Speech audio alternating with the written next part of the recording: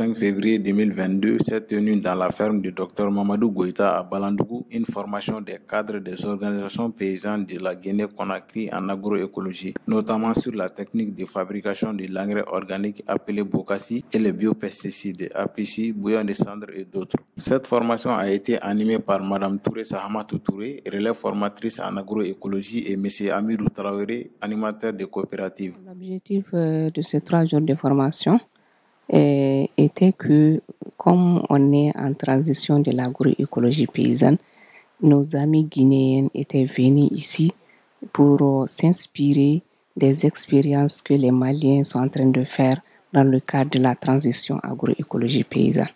Avant de débuter la formation, nous avons commencé par une évaluation de niveau d'abord, à savoir qu'est-ce qu'ils ont eu à faire en termes d'agroécologie dans leur pays, mais aussi sur les 2 notions que nous souhaitons travailler, nous avons travaillé, qui était la fabrication des biopesticides et la fabrication des engrais organiques. Nous avons constaté que au cours de nos échanges, le Mali était vraiment considérablement en avance sur nos collègues guinéens en termes d'agroécologie en pratique, mais aussi en termes d'organisationnel. Ça, c'est 2 choses différentes. Tu peux voir, il y a des pays qui sont très bien organisés, bien structurés en termes d'agroécologie, mais sur le terrain, réellement, le travail n'est pas à la hauteur des attentes. Et vraiment, ils ont vraiment apprécié les 3 jours de formation. Et hier, qui était le 2e jour de formation, nous nous sommes profités d'un peu de temps libre pour visiter le périmètre maraîcher de Samanko, qui est sur une superficie de 100 hectares. Ça a été également l'occasion d'échanger avec les producteurs locaux et de voir les difficultés auxquelles ces producteurs et ces productrices traversent, notamment les problèmes d'eau sur les parcelles. Et selon leurs confidences, ils nous ont fait savoir que chez eux, on peut, pour l'installation de la pomme de terre, ils n'arrosent que 8 à 10 fois tout au long du cycle, alors que chez nous, il faut arroser au minimum 1 à 2 fois par jour, ou d'autres même par au-delà de ça. À l'issue de la formation, nous avons demandé à faire des recommandations, et dans ces recommandations, il a été question des missions de visite sud-sud entre le Mali et la Guinée. Ces 3 jours de formation ont été pertinents et surtout une source d'avancement à grands pas dans la transition agroécologique pour les cadres paysans de la Guinée-Conakry. Avant tout, je vous remercie vraiment de nous avoir accueillis dans ce beau pays, et à un moment où la situation est un peu difficile pour les populations maliennes suite à tout ce qui s'est passé entre la CEDEAO et les autres acteurs de la transition. Alors, nous avons opté de venir au Mali, c'est dans le cadre de l'appui, accompagnement et les échanges interacteurs du mouvement paysan guinéen et c'est du Mali. Pour voir et un peu comprendre comment cette transition agroécologique est ancrée au niveau de nos communautés et comment les paysans maliens arrivent à l'intérioriser en eux et surtout dans leur activité au quotidien. Je pourrais dire que franchement, on a été très impressionnés par les 2 formateurs ou l'équipe de formateurs qui étaient là, qui ont essayé d'échanger, qui ont échangé avec les 4 points focaux qui sont venus avec nous des 4 régions naturelles de la Guinée, où j'ai eu à identifier, avec l'appui de la CNOPG, 4 jeunes qui évoluent dans le domaine agricole pour les aider à mettre dans leur plan d'action cette transition agroécologique. Donc nous avons suivi, la formation pratique, comment les biopesticides sont préparés et comment ils sont utilisés, et ensuite comment les engrais organiques, surtout le bokashi, il est utilisé au niveau du Mali. Et là, franchement, moi, j'ai été très satisfait de cette formation et j'ai pas aussi hésité d'interpeller le bailleur pour voir comment on pourrait accompagner ces jeunes une fois de retour au pays. Moi, je m'appelle Aïssata Yatara et je viens de la Guinée-Conakry et je travaille pour la Confédération nationale des organisations paysannes de Guinée, qui regroupe l'ensemble des fêtiers sur le plan national au niveau des 4 régions naturelles.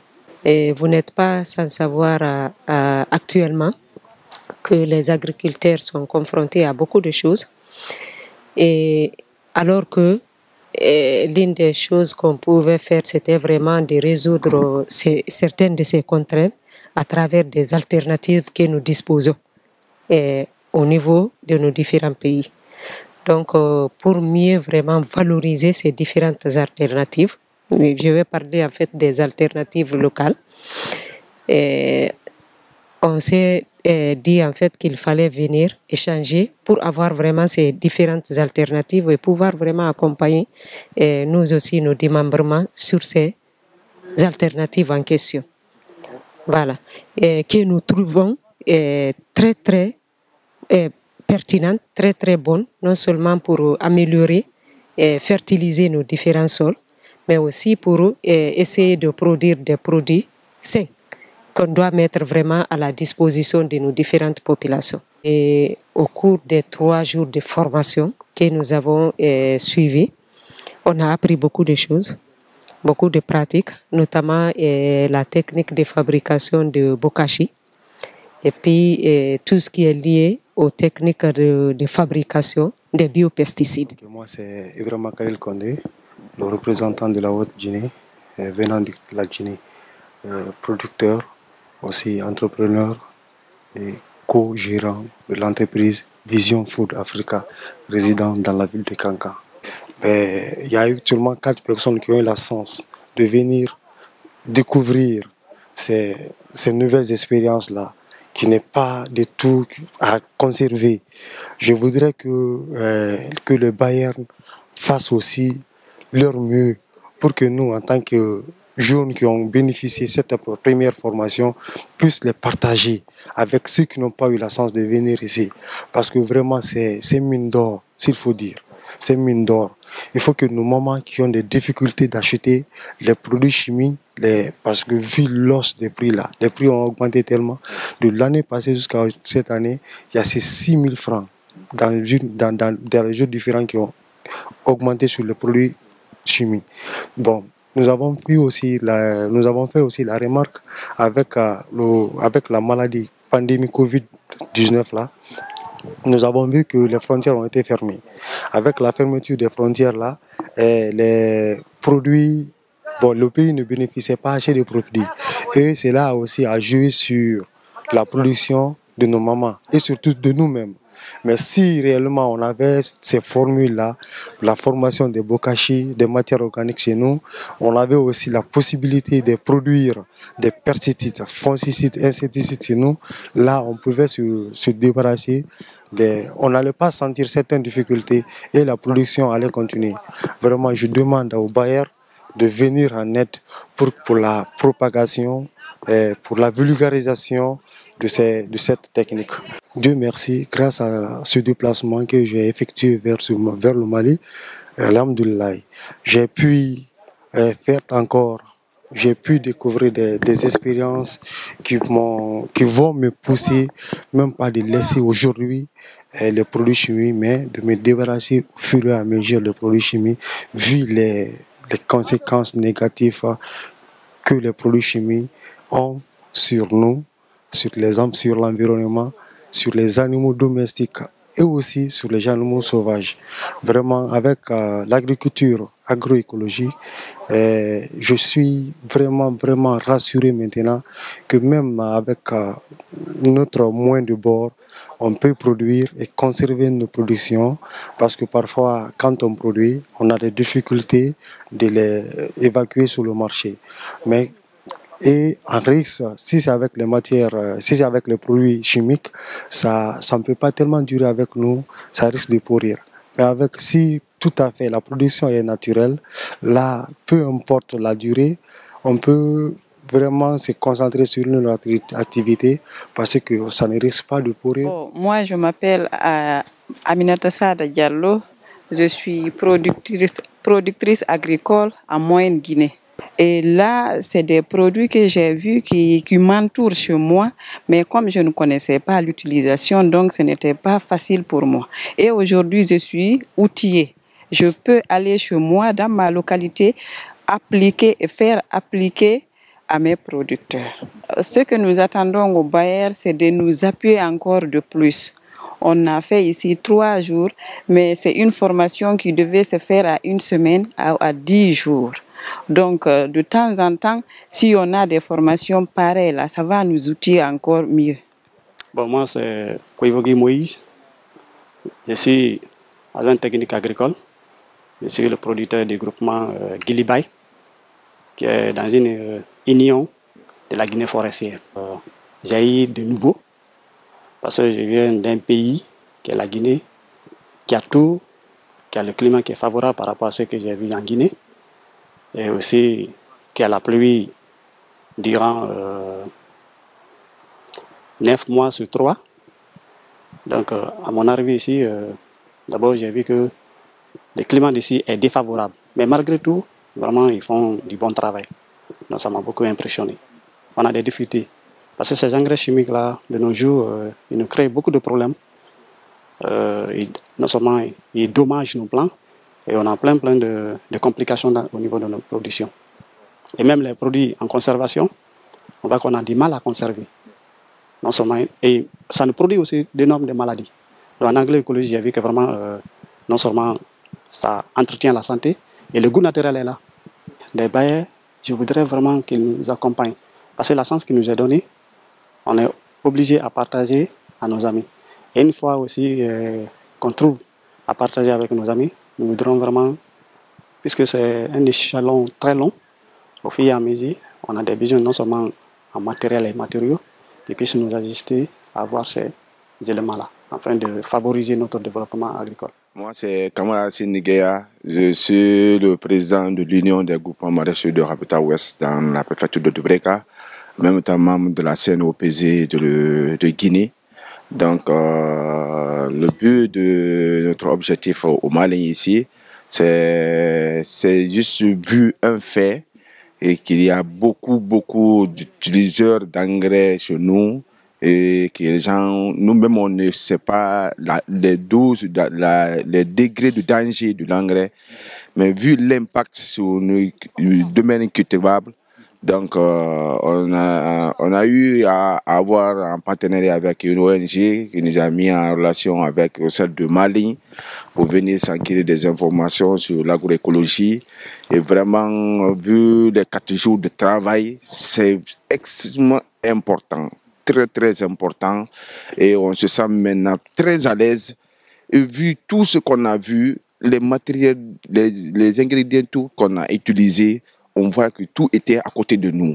Mais vu l'expérience, vu la connaissance et les manières de faire, donc on nous a manqué vraiment de pratiquer ça chez nous. Bon, maintenant, au cours du temps qu'on a fait, vraiment, on est tellement satisfait. On va rentrer en Guinée bien en forme et prêt aussi à démultiplier la connaissance. Et vraiment, on contribuera beaucoup par rapport à cela. Et on va commencer tous à remercier l'ONG Accord Guinée, vraiment qui a beaucoup contribué pour la mise en œuvre ou la mise en route de la Guinée jusqu'au Bamako ici, et la logistique, le temps, l'hôtel, l'hébergement, tout. Vraiment, tout était au point et nous a permis aussi d'avoir des acquis qu'on s'attendait. Vraiment, on les remercie infiniment et on cherchera tous encore de les apporter des recommandations, de nous accompagner parce que les modules ne sont pas finis. C'est une partie du module qu'on a reçu. Donc, le reste, on tend nos bras ouverts à tous les jours pour nous aider à accomplir le reste. En plus de ça, de nous accompagner financièrement sur le terrain pour que la mise en œuvre de l'activité dont on a réussi ici, pour pratiquer ça chez nous et faire d'autres personnes aussi pratiquer dans les différents sites de production. Vraiment, ça nous va droit au cœur. Je dirais à tout le monde, les gens qui vont m'écouter, qui m'écouteront, que de penser vraiment à valoriser nos pratiques. Parce que tout ce que nous sommes en train de rencontrer maintenant là, comme difficulté dans la production, c'est des choses dont nos parents, nos arrière-parents avaient résolu déjà avec les moyens de bord. On a expérimenté une technologie qui nous a créé beaucoup de problèmes et ça ne fait pas de honte en fait de revenir sur les anciennes pratiques. Donc je demanderais vraiment à tout un chacun, aux producteurs de continuer à valoriser nos pratiques locales pour qu'on puisse vraiment non seulement aller dans le sens de la diversité, mais qu'on puisse vraiment donner quelque chose, laisser quelque chose à nos enfants et puis nos fils et petits-fils qui vont venir après. Mais si on engage maintenant des choses qui peuvent vraiment détruire ça, on risque de ne pas laisser quelque chose à nos enfants. Donc, moi, c'est ce que je dirais. Et puis, je veux aussi remercier les formateurs. Les formateurs et la structure qui nous a permis vraiment d'organiser ce voyage d'échange pour la disponibilité et pour tout ce qui a été mis en place comme matériel logistique, nous permettant d'apprendre et de faciliter vraiment ce voyage. Donc, je ne vais pas terminer mes mots sans les remercier. Il s'agit de nos deux formateurs, mais aussi de l'IRPAD qui a facilité tout ce processus pour nous. Bon, moi, je m'attends beaucoup plus de ces jeunes. C'est la restitution au sein de leur organisation. Et ensuite, c'est comment l'introduire dans le système actuel de production qu'ils font. Déjà, ils ont suivi des petites formations de base, des formations basiques par rapport à c'est quoi la transition agroécologique. Mais pour être beaucoup plus performants au niveau national, au niveau régional, dans leurs localités respectives, nous avons écrit dans nos recommandations qu'il serait intéressant de faire venir certaines personnes aux ressources du Mali pour compléter cette formation. Parce que j'ai compris qu'il y a assez de modules et ce serait bon pour nous de voir comment intégrer l'élevage, les questions liées à l'élevage, l'agriculture, tous ensemble, dans les différentes thématiques qui vont être développées par ces jeunes une fois de retour au niveau de leur localité. Moi et mes collègues relais, et nous sommes vraiment ouverts à tous ces genres de collaboration et c'est ce qui va vraiment nous faire africains, nous faire avancer nous les Africains, parce que nous chaque jour on court derrière les compétences internationales, mais alors que entre nous on peut se former, échanger, mais à moindre coût. Ça, c'est vraiment crucial. On va dire, par exemple, on va quitter ici, partir dans d'autres contrées qui est loin, où les réalités sont carrément opposées. On va venir essayer d'adapter ici, ça ne marche pas, et on va dire que soit la personne qui a fait les déplacements ou d'autres trucs, on va dire que l'intéressé ne connaît pas. Alors que non, c'est des questions de réalité. Je pense que les missions sud-sud, on a plus d'avantages à ces missions que de faire des missions sud-nord. Je pense que si aujourd'hui on est arrivé à ce résultat où tout le monde est content, satisfait, c'est que chacun a joué son rôle, surtout IRPAD, qui ne cesse de nous accompagner dans plusieurs domaines, par exemple l'élaboration de la loi d'orientation agricole sur les questions foncières et le renforcement des capacités des acteurs de la société guinéenne en agroécologie. Et ensuite remercier franchement toute votre équipe, y compris vous surtout, parce que si vous n'étiez pas là, on n'allait pas pouvoir capitaliser tout ça. Donc je pense que votre organisation aussi a bien joué sa partition. Les formateurs aussi ont bien joué leur rôle. Et les collègues de IRPAD aussi, vraiment, ont été très disponibles. Mais au-delà de tout ça, si on a pu maintenir le cap jusqu'à 14h, 15h, 16h, avec ces travaux que je trouvais un peu durs, c'est parce qu'il y a eu quand même un soutien de la part de IRPAD en termes de nourriture, en termes de logistique, donc qui nous vient droit au cœur. Et puis, franchement, nous remercions tout le monde, même ceux qui sont dans cette ferme, qui ont aussi été très ouverts pour accueillir l'équipe.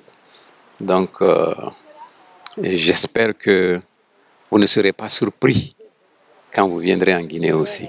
Parce que là, il y a des potentialités, mais les gens sont très fainéants et on pourrait relever ce défi-là. Voilà, encore une fois, merci, vraiment, merci beaucoup.